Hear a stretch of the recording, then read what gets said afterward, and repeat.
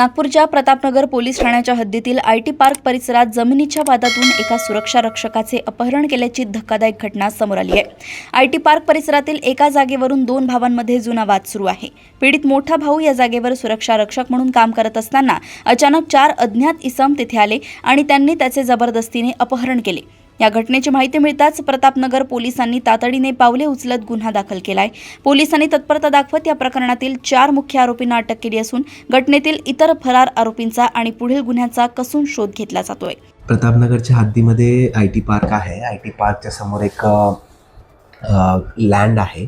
ते लँडच्या डिस्प्युटेड आहे। त्याच्यामध्ये दोन्ही भाऊ आहे, एक लहान भाऊ आणि त्यांचा मोठा भाऊ आहे। मोठा भाऊ तिकडे ते वॉचमॅनसारखा काम करत होता। त्यांना 4 लोक येऊन त्यांना अबडक्शनच्या प्रकार ते प्रतापनगर पोलीस स्टेशनमध्ये समोर आलेले आहे। त्याच्यामध्ये आम्ही इमिडिएटली दखल घेतलेली आहे, गुन्हा दाखल केलेली आहे। त्याच्यानंतर 4 आरोपी आहे त्यांना अटक केलेली आहे। अजून आरोपी आहे त्यांच्यावरती पण आम्ही अटकच्या कारवाई केलेली आहे।